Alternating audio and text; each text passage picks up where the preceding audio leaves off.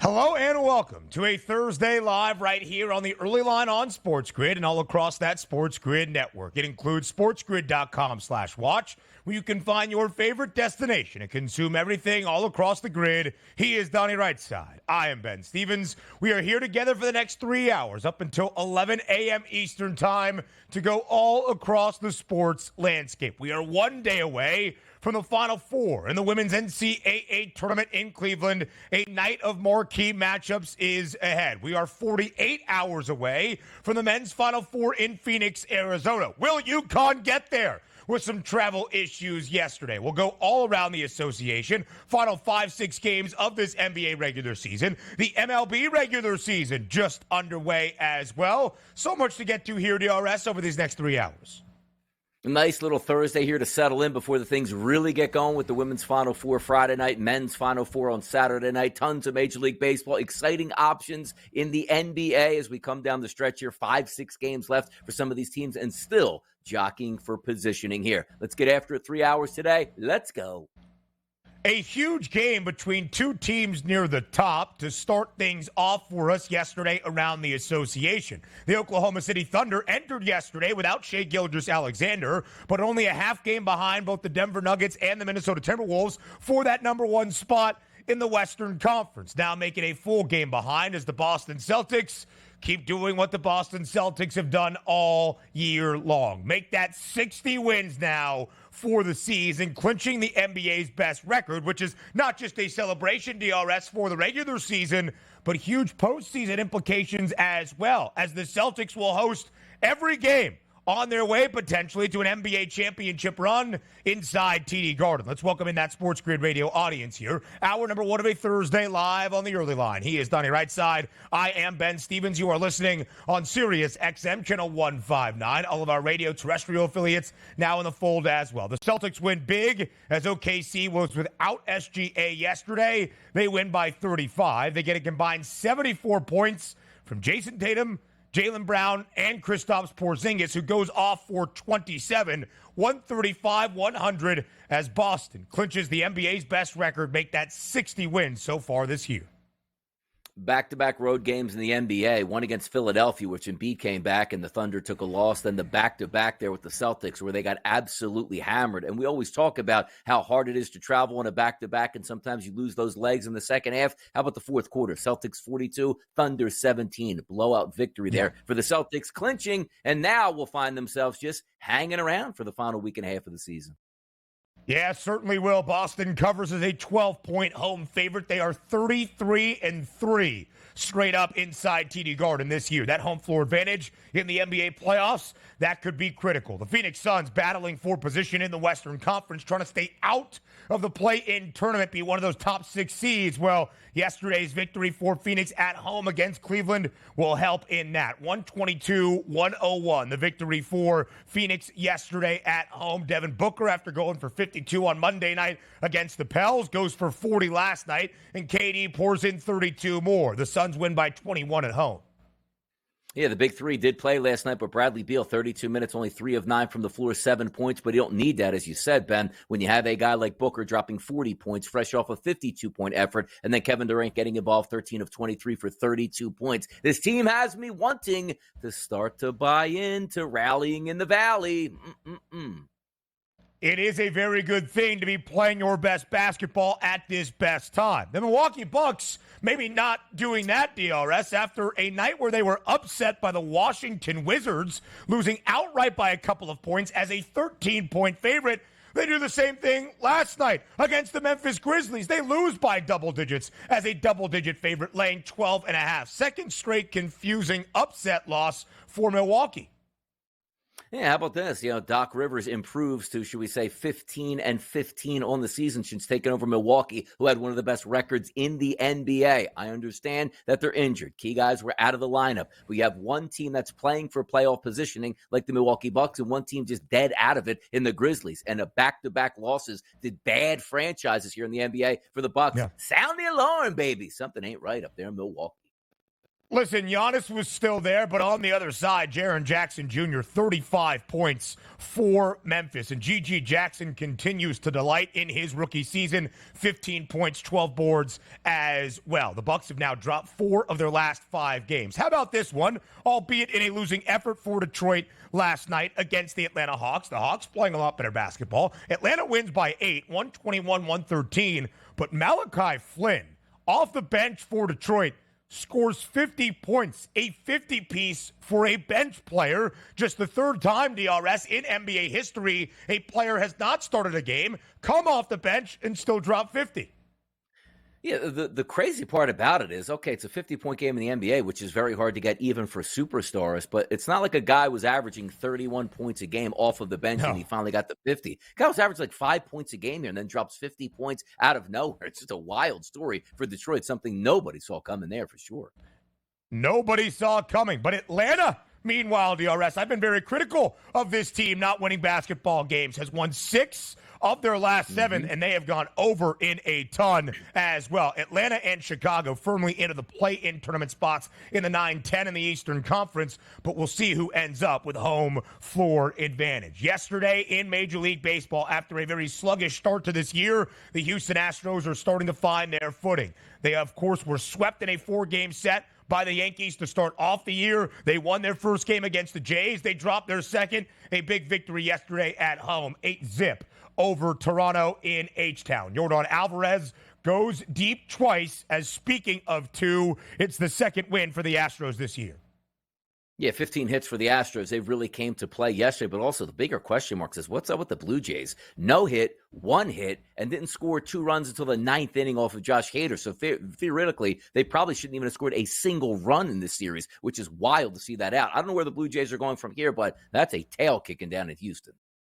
Yeah, it certainly was. Quickly to the ice we go. It's the home stretch in the NBA regular season. Same thing in the National Hockey League. And what a battle it was in the Tri-State yesterday inside Madison Square Garden. The Blue Shirts win very late in a thriller. The Rangers victorious 4-3 over the Devils. But you could tell it's a little bit of a rivalry. 8 players ejected in the final 2 seconds of the game. It was fantastic to watch it out. By the way, the players that got ejected to start the game off yesterday, a nice little Donnie broke up a 5-on-5. That's old-time hockey. This is what we love about hockey here. 2 Northeastern teams, the Rangers and Devils, hate each other. Love to see it yesterday. Old-time hockey is back.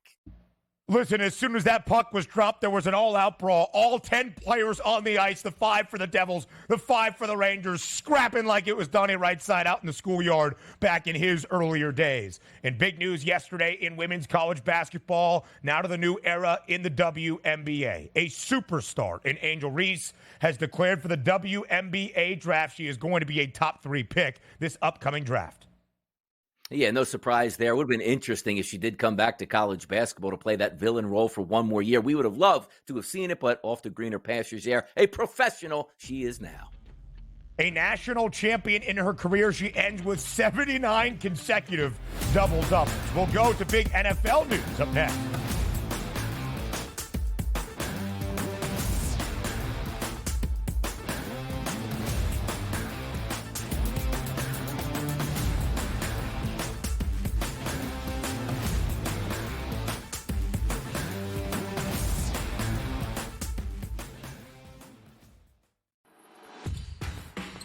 So I'm not sure Alabama is the team to knock them off from this second consecutive national championship chase.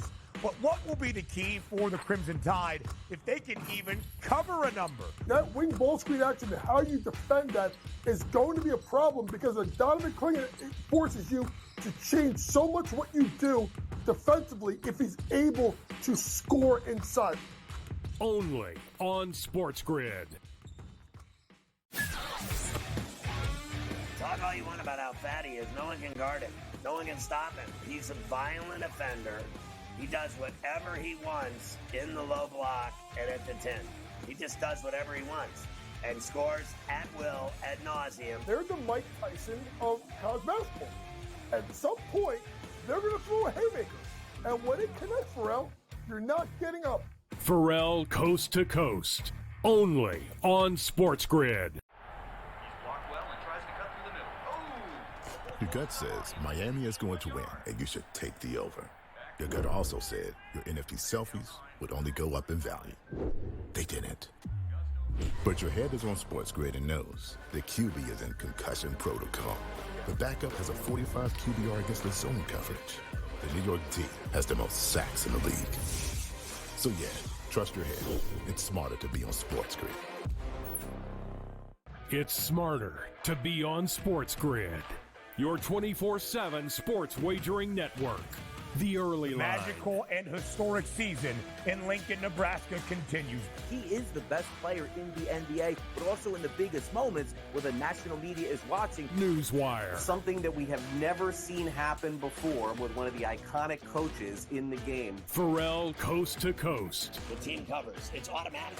It's every time. Not sometimes. It's every time. Game time decisions. Luka is actually far more dangerous from three on the road this year than at home. This game here tonight, you may want to consider taking as many points as humanly possible. In-game live. Prime time. We got not one, but two coaches fired systems in place. Sports Rage this Late sort Night. of has letdown written all over it. It's going to be hard to match the emotion that they played with the other night. It's smarter to be on SportsGrid.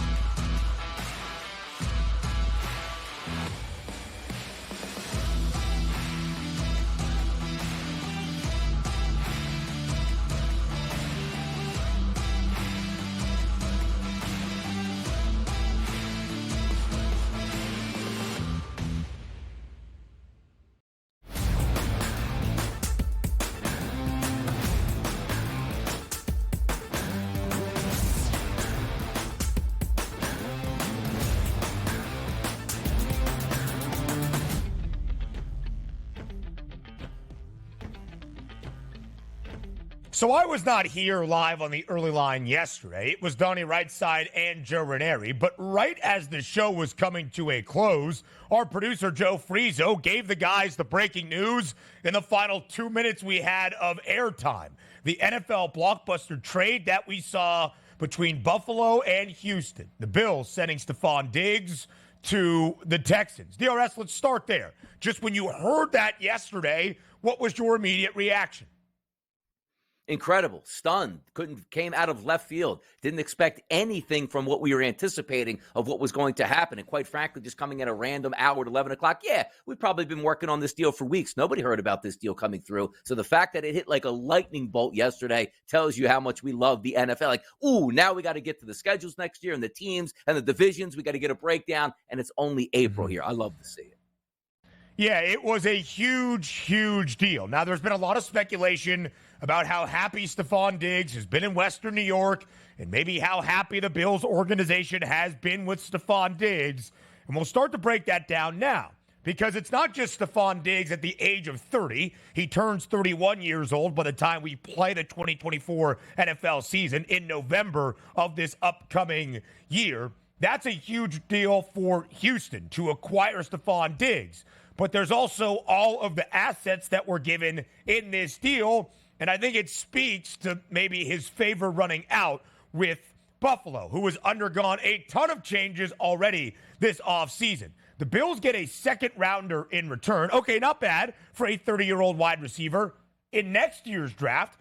And as well as Stefon Diggs going to the Texans franchise, Buffalo sends a sixth rounder this year and a fifth rounder next year. So Stefon Diggs and two late-round draft picks go to Houston. In exchange, Buffalo gets a second-round selection that wasn't even Houston's to begin with in next year's draft. That's not exactly a king's ransom in return, DRS, for Stefon Diggs. No, it's not. And there's a lot of issues around this deal because yesterday, even on Moneyline on the radio, I had some time to think about it and really ponder what actually happened.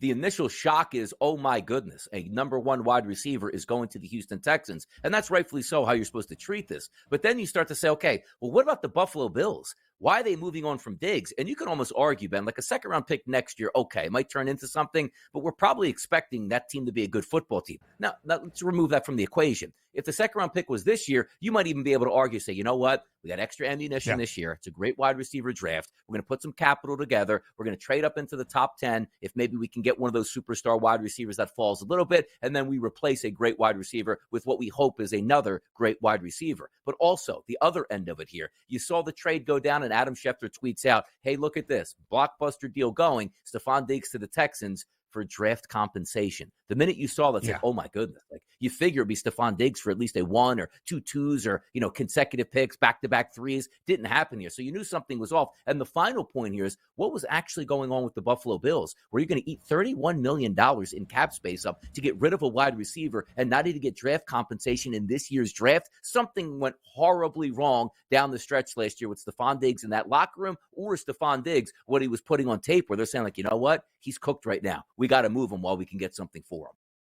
So the night before this blockbuster deal goes down, ESPN's Robert Griffin III posted a video about Josh Allen's role in this Buffalo offense with Stefon Diggs, of course. And we'll talk about the excelling that the Buffalo offense did when both Allen and Diggs worked together in Buffalo. But back to the RG3 tweet. He posted this video explaining Buffalo's offense. A fan tweeted, I look forward to seeing what Josh Allen does without Stefon Diggs. He does not make his career. And Diggs himself replied to said fan in that tweet chain, you sure? And then within 12 hours or so, Stefon Diggs was traded from Buffalo. Now, there has been issues we have seen at the end of 2 postseasons ago when Stefon Diggs was very upset on the sideline in the AFC division round game against Cincinnati. There was some maybe questions about the future of the franchise in Western New York. Would Stefon Diggs be there? He was last year. The end of last postseason was a costly drop on a deep ball against Kansas City that, of course, ended in Buffalo's season, coming to a close in the division round once again. But when you look at the numbers for Stefon Diggs in his career, mainly with the Buffalo Bills over these past 4 seasons, it is hard to argue. You will see at the bottom, 4-time Pro Bowler. He spent his first 5 years in Minnesota, all 4 Pro Bowl seasons in Western New York. He led the NFL in grabs and receiving yards in 2020, his first year in Buffalo. That was really the height of Josh Allen, who struggled in his first 2 years in the National Football League. In all 4 years, Donnie, Stefon Diggs has had nearly 1,200 receiving yards, at least 1,180, and at least 8 receiving touchdowns. So maybe at the tail end of his time in Buffalo and some of the off-the-field antics rubbed those in the Bills organization the wrong way. But you cannot argue the impact that Stefon Diggs had during his 4 seasons with the Bills. No, and wide receivers are divas. That's what they are. They're going to yell and scream at their quarterback. They want the football in every single play. It's why you take a look at his career, 6 straight 1,000-yard seasons. And also, as you pointed out, 2020 with the Bills, 1,500 yards. 2022 with the Bills, 1,400 yards. Tons of touchdowns every single year. Usually put up with this. But you did bring up a good point.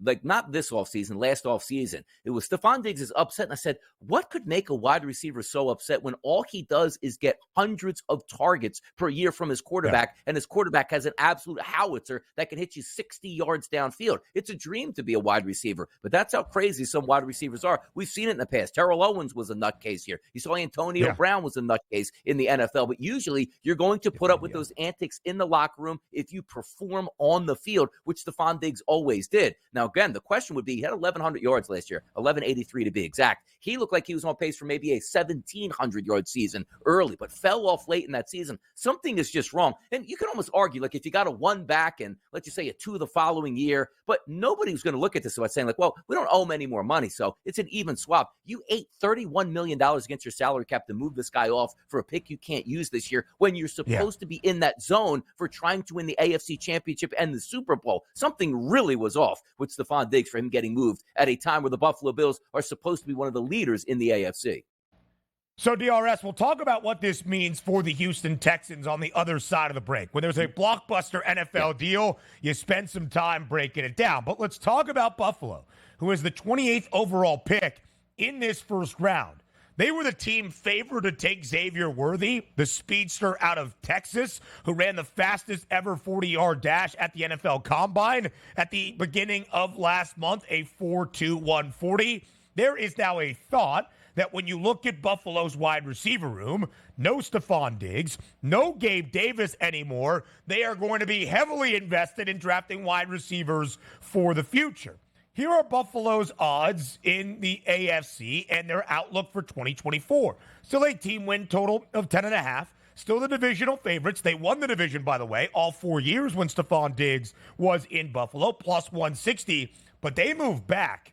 A 7-1 price to win the AFC alongside the Bengals and those Texans, and a 13-1 price now to win the Super Bowl. Negative market movement from what we have seen this offseason, even more so with those odds growing longer after the Diggs trade yesterday.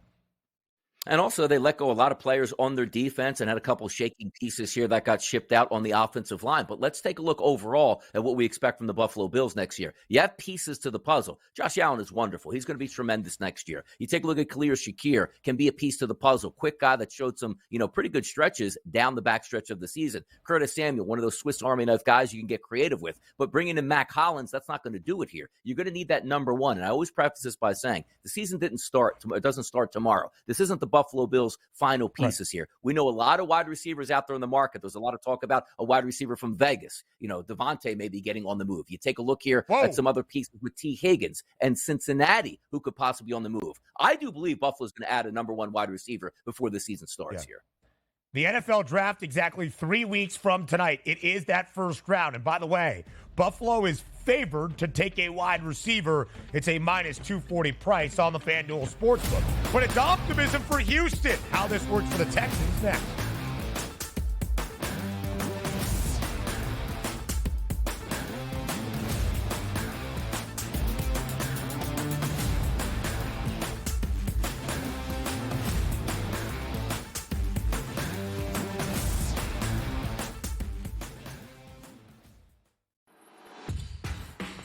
So I'm not sure Alabama is the team to knock them off from this second consecutive national championship chase. But what will be the key for the Crimson Tide if they can even cover a number? That wing ball screen action, how you defend that is going to be a problem because Donnie forces you to change so much what you do defensively if he's able to score inside. Only on SportsGrid. Talk all you want about how fat he is. No one can guard him. No one can stop him. He's a violent offender. He does whatever he wants in the low block and at the 10. He just does whatever he wants and scores at will, ad nauseum. They're the Mike Tyson of college basketball. At some point, they're going to throw a haymaker. And when it connects, Pharrell, you're not getting up. Pharrell Coast to Coast. Only on SportsGrid. Your gut says Miami is going to win, and you should take the over. Your gut also said your NFT selfies would only go up in value. They didn't. But your head is on SportsGrid and knows the QB is in concussion protocol. The backup has a 45 QBR against the zone coverage. The New York D has the most sacks in the league. So yeah, trust your head. It's smarter to be on SportsGrid. It's smarter to be on SportsGrid. Your 24/7 sports wagering network. The early line. Magical and historic season in Lincoln, Nebraska continues. He is the best player in the NBA, but also in the biggest moments where the national media is watching. Newswire. Something that we have never seen happen before with one of the iconic coaches in the game. Pharrell Coast to Coast. The team covers. It's automatic.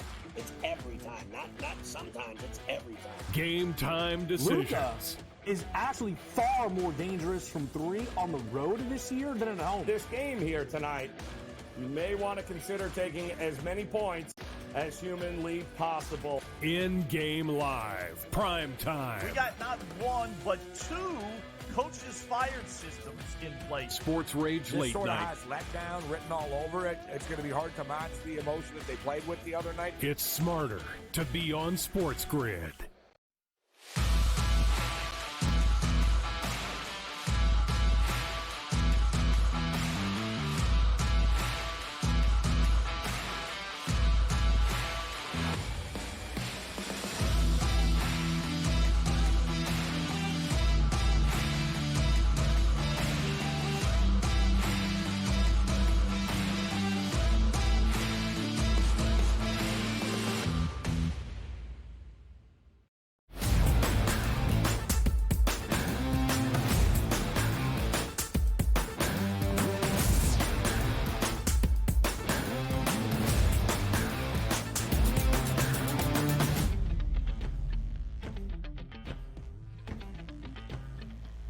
Live right here on the early line on this Thursday on SportsGrid on a Wednesday morning, right as this show was coming to a close, a blockbuster trade around the National Football League. Stefon Diggs, now a Houston Texan. In return, the Bills just get a second-round draft selection next year in 2025. So we focused on what it means for Buffalo, shuffling this offseason in many changes, both offensively and defensively, from the team we all expected to contend for an AFC title the last 4 seasons, won a AFC East divisional crown each of the last 4 years, but never a conference championship. And now we focus on the optimism for the Houston Texans, who in these last 2 years have had a great time. In fact, in less than a year since they drafted C.J. Stroud and Will Anderson Jr. in the opening round of the NFL draft in 2023. With the draft starting in 3 weeks from this very night, you can look back on this time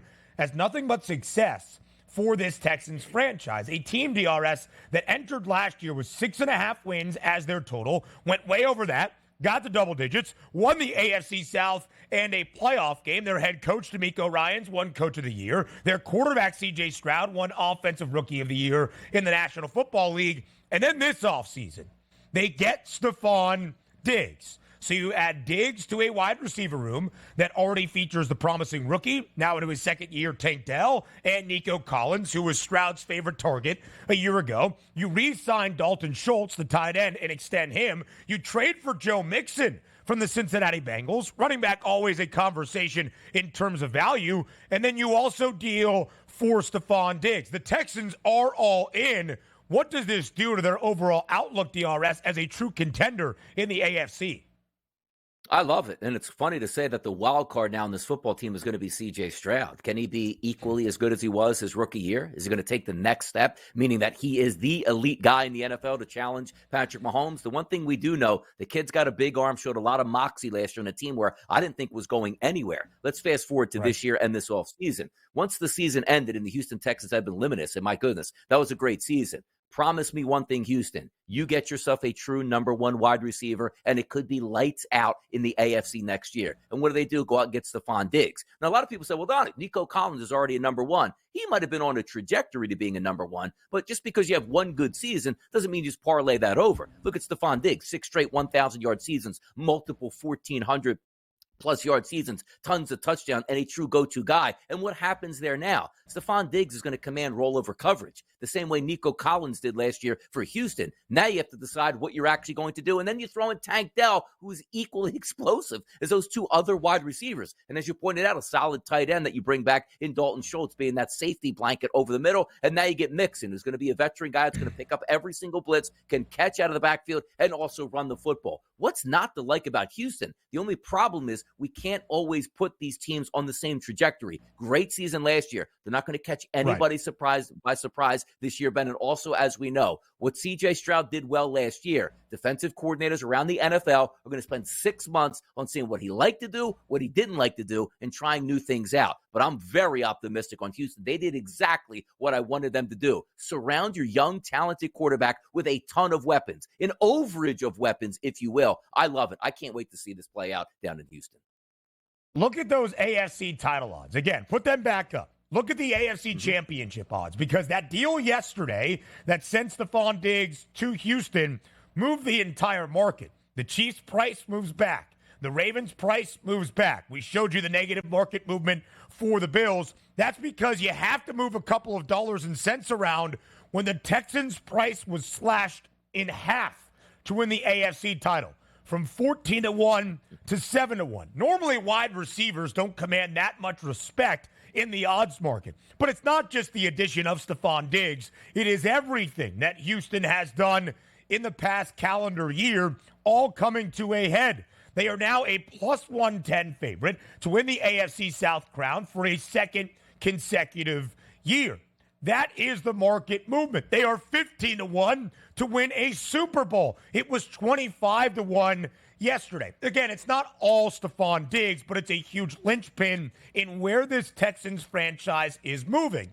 And there was some conversation around Bobby Slowick, their offensive coordinator, maybe being that young, promising head coaching candidate this offseason. He stays in Houston. He is still the OC it is all in right now for the Texans. But again, expectation is, all right, guys, second year under C.J. Stroud, great first year. How do you match it up? Let's get 9-10 wins, be an AFC wildcard contender if we can. No, it's win the division, and it's try to win an AFC title right there alongside the Chiefs, the Ravens, the Bills, and the Bengals.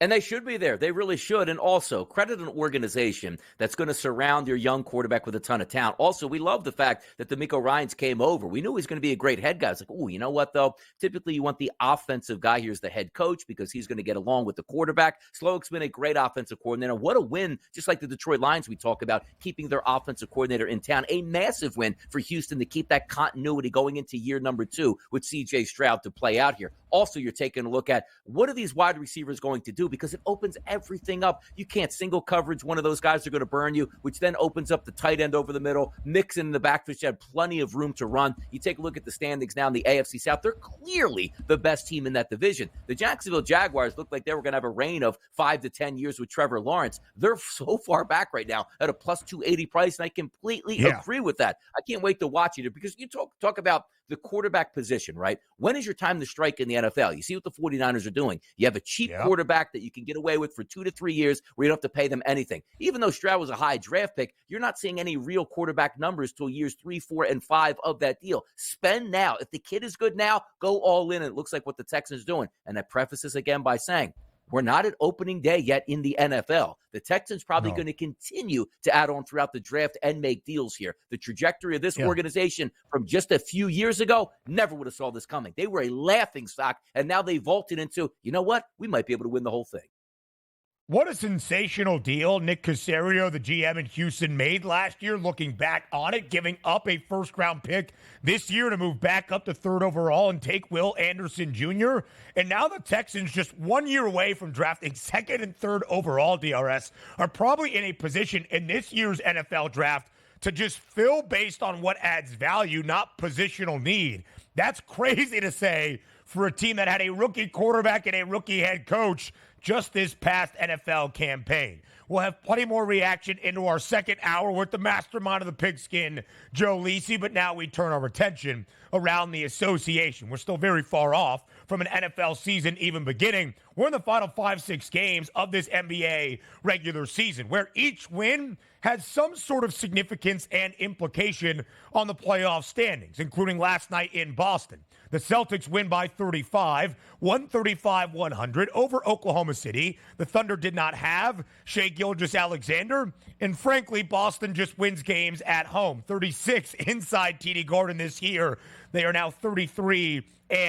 They've been booked as a favorite in all 36. Make that 21-15 against the spread. As without SGA, the Celtics booked as a 12-point home favorite. Easily cover that number. Yeah, getting back-to-back games late in the season, being injured late in the season where you're trying to knock down that number 1 seed in the Western Conference really hasn't helped Oklahoma City out. They got hammered yesterday, and as we talked about to start the show, that final quarter, 42-17 Boston, as they won by 35 points. You didn't even have to stress out here. It was basically hanging around in the first half for OKC, but again, when you're losing games by 35 points, something has to go wrong because they're a good basketball team, which means they were injured. Yes, they were. Back-to-back, absolutely. Perfect storm for Boston to clean up and clinch that number 1 overall record in the NBA. I won't look at these last 2 games as, oh, no, Oklahoma City, that's the team we thought they always were. They can't handle it when the lights are the brightest. Come on, man. Right. Back-to-backs here and being injured. Any team's going to lose those basketball games. Not shining a light here down on OKC. But Boston, come on, man. 33-3 at home. Knock it off. 11-8-1 against the spread for OKC as an underdog, but they have not covered in their last 2 against the Sixers on Tuesday, last night inside TD Garden in Beantown against the Celtics. So as Donnie said, 33-3 at home. That's the home record for the Celtics, where they will be for the entirety of their time in the NBA postseason through the Eastern Conference and even in a potential NBA championship series, because they have 60 wins and they clinched the best NBA regular season record. So now, Donnie, they are half the price of everybody else around the NBA. Plus 170 for Boston, plus 350 for the Nuggets. You can see the numbers there. Yes, the Clippers can make a run. The Bucks are that second peg team in the Eastern Conference. But based on the odds, we're already kind of seeing who the odds makers expect to be in that NBA Finals. Exactly. And also you're looking at it from a Boston Celtics perspective where they're going to have every single game or every single, I should say, series wind up in Game 7 if they need it on their home court. And we just told you they're 33-3. They are the best team by far and maybe catching a break here late in the season where you can rest guys into the playoffs. Hopefully it doesn't affect them all that greatly in round number 1 because usually you ease into the playoffs as the top overall seed. I don't think they're going to ease into the playoffs with the matchups that we're looking at here between 6, 7, and 8 currently in the Eastern Conference. You're going to get a good one right out of the gate. But the one thing that we do know is they'll be rested for those teams. They are the best team in the NBA. It's just up to them to execute once they get to the playoffs.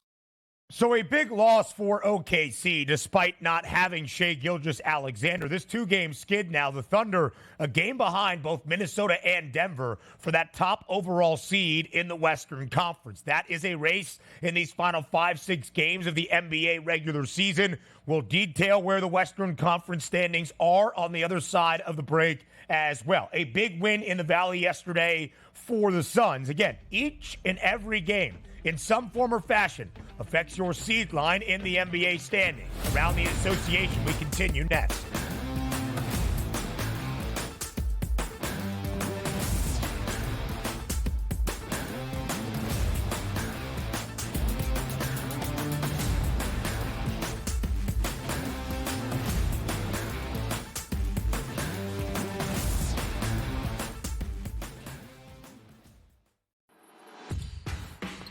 So I'm not sure Alabama is the team to knock them off from this second consecutive national championship chase. But what will be the key for the Crimson Tide if they can even cover a number? That wing ball screen action, how you defend that is going to be a problem because of Donnie McClingan, it forces you to change so much what you do defensively if he's able to score inside. Only on SportsGrid. Talk all you want about how fat he is. No one can guard him. No one can stop him. He's a violent offender. He does whatever he wants in the low block and at the 10. He just does whatever he wants and scores at will, ad nauseum. They're the Mike Tyson of college basketball. At some point, they're going to throw a haymaker. And when it connects, Pharrell, you're not getting up. Pharrell Coast to Coast. Only on SportsGrid. Your gut says Miami is going to win, and you should take the over. Your gut also said your NFT selfies would only go up in value. They didn't. But your head is on SportsGrid and knows the QB is in concussion protocol. The backup has a 45 QBR against the zone coverage. The New York D has the most sacks in the league. So yeah, trust your head. It's smarter to be on SportsGrid. It's smarter to be on SportsGrid. Your 24/7 sports wagering network. The early line. Magical and historic season in Lincoln, Nebraska continues. He is the best player in the NBA, but also in the biggest moments where the national media is watching. Newswire. Something that we have never seen happen before with one of the iconic coaches in the game. Pharrell Coast to Coast. The team covers. It's automatic. It's every time. Not sometimes. It's every time. Game time decisions. Luka is actually far more dangerous from 3 on the road this year than at home. This game here tonight, you may want to consider taking as many points as humanly possible. In-game live. Prime time. We got not one, but 2 coaches fired systems in place. Sports Rage This Late sort Night. of has letdown written all over it. It's going to be hard to match the emotion that they played with the other night. It's smarter to be on SportsGrid.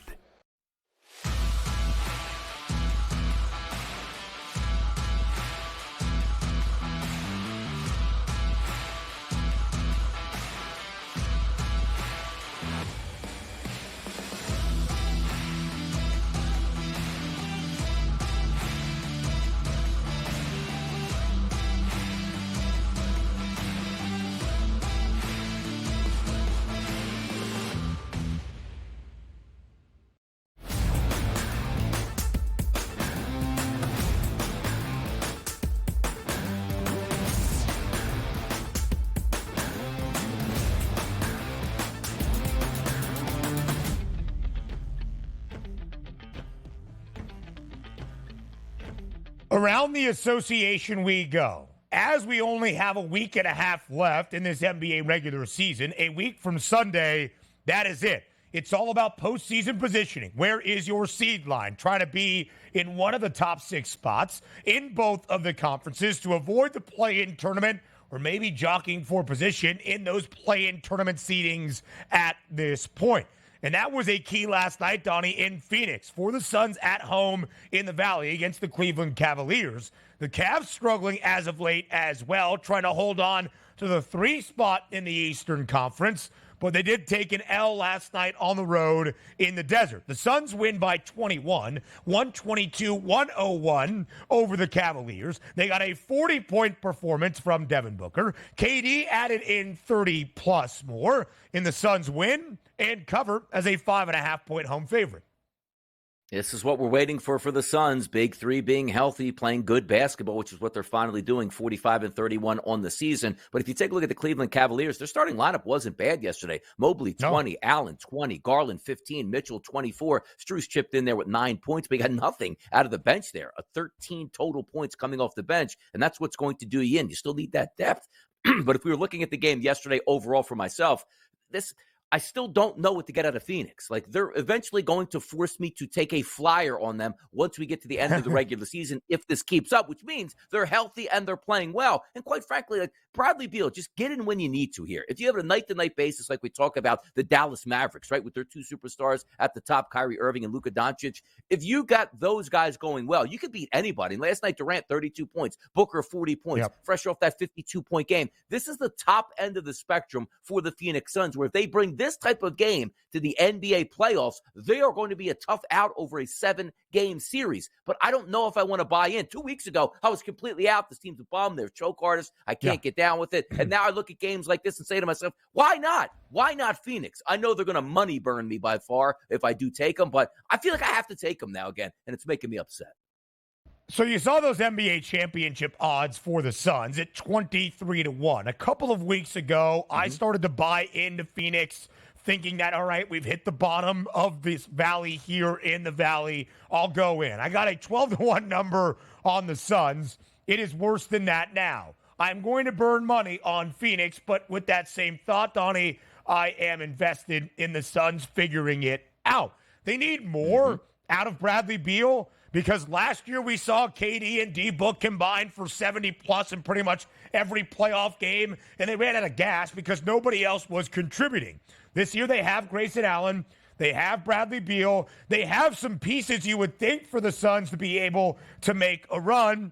We shall see. But, Donnie, there's always that disappointing team around the NBA that has high expectations from the odds makers, that we see it on an individual basis each and every game night, where they are booked as a favorite and they don't cover a number even if they win marginally. Well, the Suns have now won 7 of their last 10 games, and they have covered in all 7 wins. The Suns have been one of the 3 worst cover teams in the NBA all season long. Now we're starting to see them perform and even exceed the odds expectation, which is always a good thing. Last night's total of 227 does stay under. The Cavs, though, still over in 7 of their last 9 games. When you look at Cleveland in the Eastern Conference, half-game lead for that 3 spot, still in front of the Orlando Magic. But a big victory yesterday for Orlando on the road in New Orleans. They went outright as a 4.5-point underdog against the Pelicans in the Big Easy. Final score, 117-108. Paolo Banchero goes off for 32 points. And the Magic, who are the NBA's best cover team, but have been struggling to cover some numbers as of late, went outright as an underdog yesterday in New Orleans.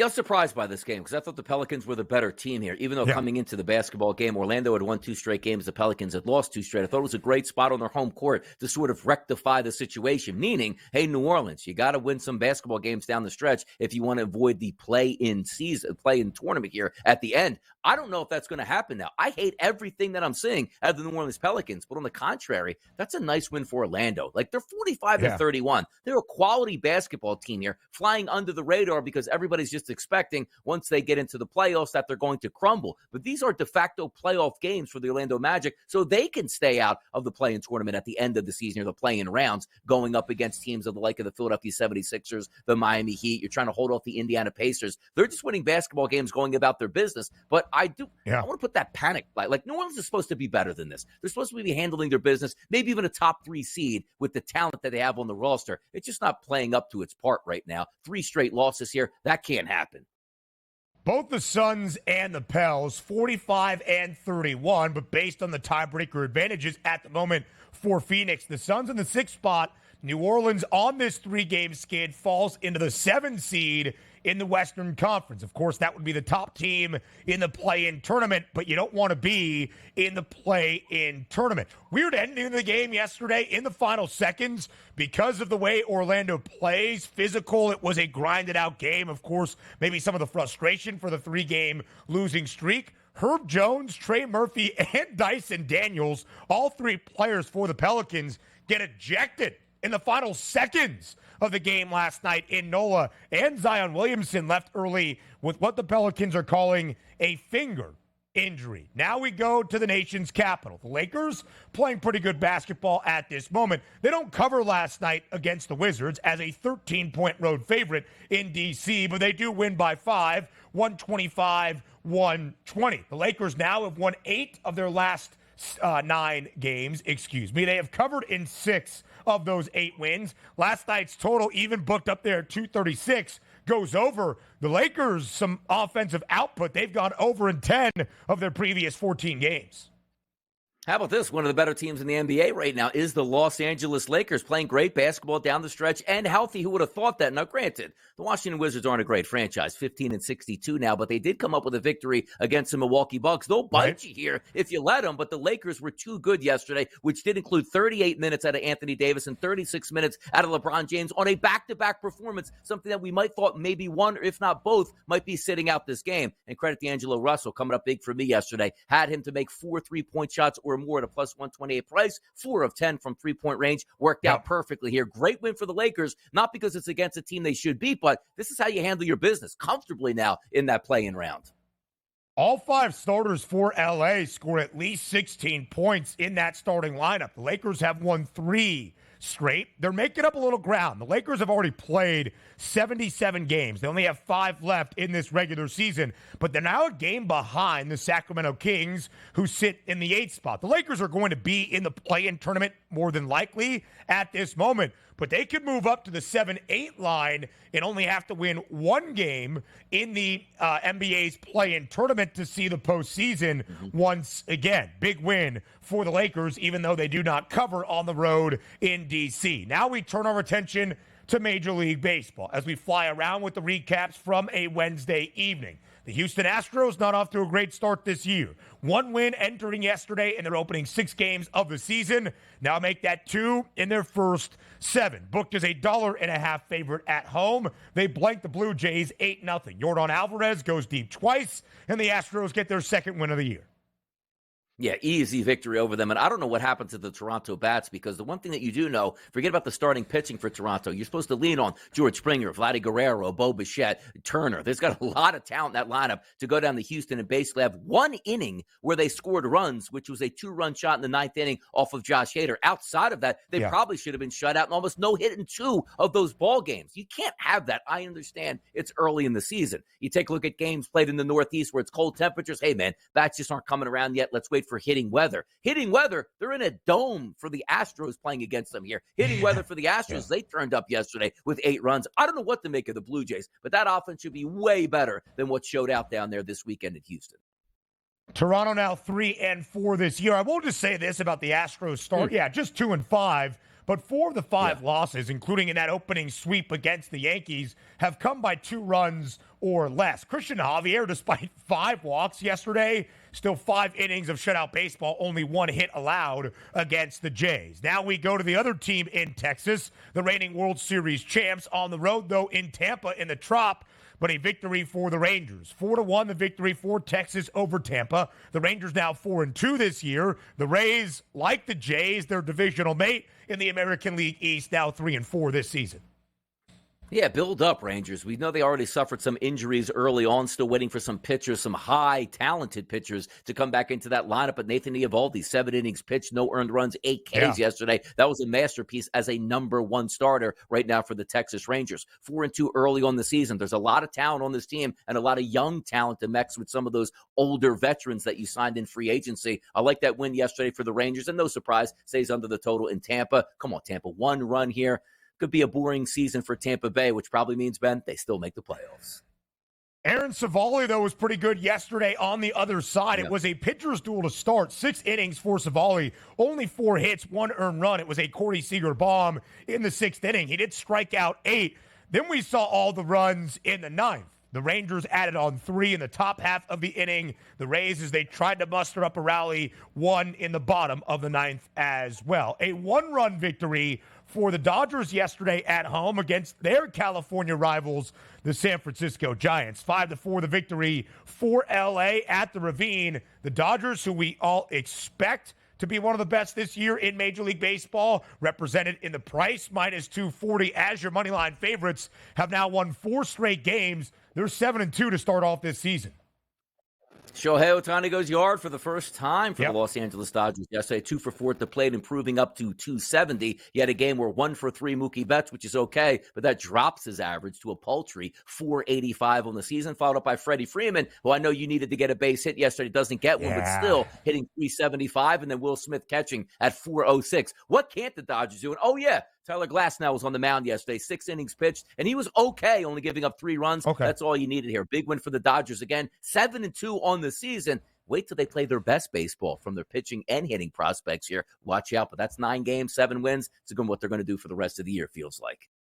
The first home run for Shohei Ohtani in that Dodgers uniform, as DRS mentioned. Listen, all good things must come to an end. After starting off the year a perfect 5-0, and despite being a road favorite yesterday against the Nationals in D.C., the Buccos, the Pittsburgh Pirates, suffer their first loss of the year. The Nats win 5-3. It was the best start for Pittsburgh since 1983 in over 4 decades, but the first loss of the season for the Pirates.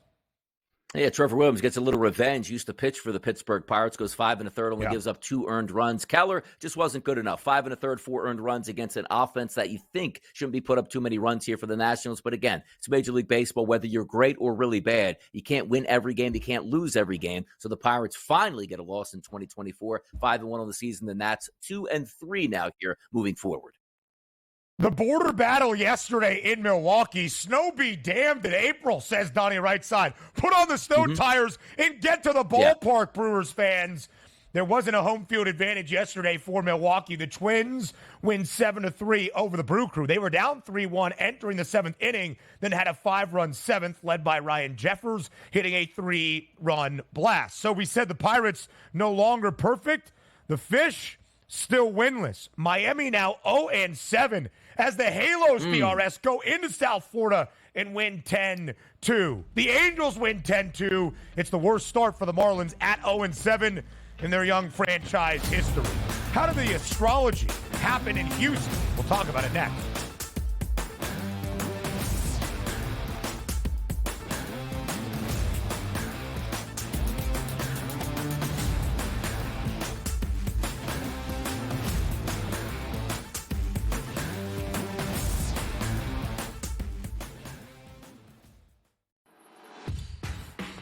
So I'm not sure Alabama is the team to knock them off from this second consecutive national championship chase. But what will be the key for the Crimson Tide if they can even cover a number? That wing ball screen action, how you defend that is going to be a problem because Donovan Clingan forces you to change so much what you do defensively if he's able to score inside. Only on SportsGrid. Talk all you want about how fat he is. No one can guard him. No one can stop him. He's a violent offender. He does whatever he wants in the low block and at the 10. He just does whatever he wants and scores at will, ad nauseum. They're the Mike Tyson of college basketball. At some point, they're going to throw a haymaker. And when it connects, Pharrell, you're not getting up. Pharrell Coast to Coast. Only on SportsGrid. He's blocked well and Your gut says Miami is going to win, and you should take the over. Your gut also said your NFT selfies would only go up in value. They didn't.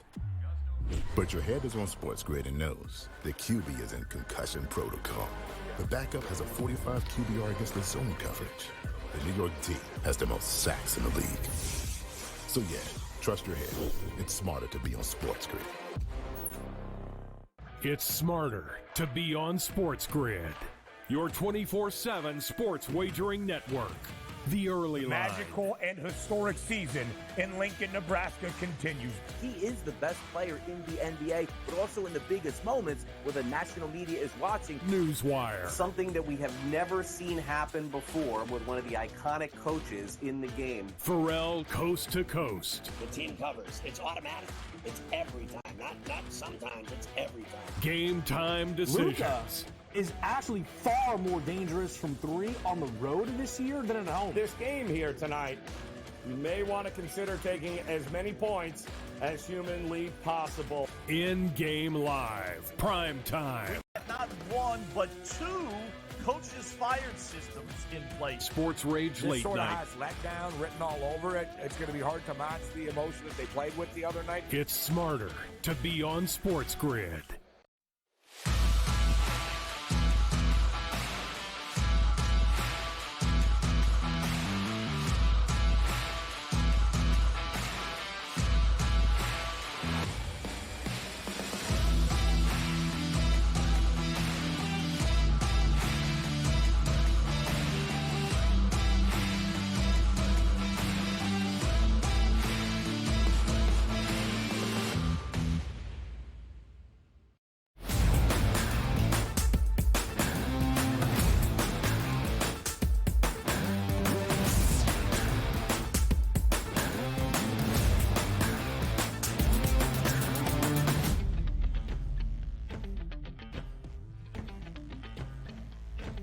The blockbuster deal in the National Football League yesterday. Stefon Diggs traded by the Buffalo Bills to the Houston Texans. But any blockbuster trade in any professional league cannot be considered a success, Donnie right side, until the Zodiac GM weighs in. Our guy, the Zodiac GM, who we referenced back when Doc Rivers was added to Milwaukee and Adrian Griffin was let go, gives his seal of approval. Donnie was asking at some point this offseason for the Texans to trade for their wide receiver number one. How about the A-plus synergy wide receiver? That's what Stefon Diggs and C.J. Stroud have together. Stroud, a Libra with an Aries moon. Diggs, a Sagittarius with a Gemini moon. That is A-plus synergy. Well done, Nick Caserio in Houston. The astrological signs do add up for a great wide receiver quarterback tandem now for the Texans. And by the way, great wide receivers like to, stick around and get along with each other. I guess Stroud, who's a Libra, who I am a Libra, I'm going to assume that I might be an Aries moon as well. So me and Stefon Diggs could be best friends, and we don't even know it yet at this point here. So there you go. I love the synergy move here, as the Zodiac GM says. This should be the perfect fit because, as your boy Donnie Rightside was screaming, what we needed to have happen? Houston, get yourself a true number one wide receiver. They got it, and the synergy is perfect. Watch out next year. Let's go, Houston. Team totals over? Yes, sir.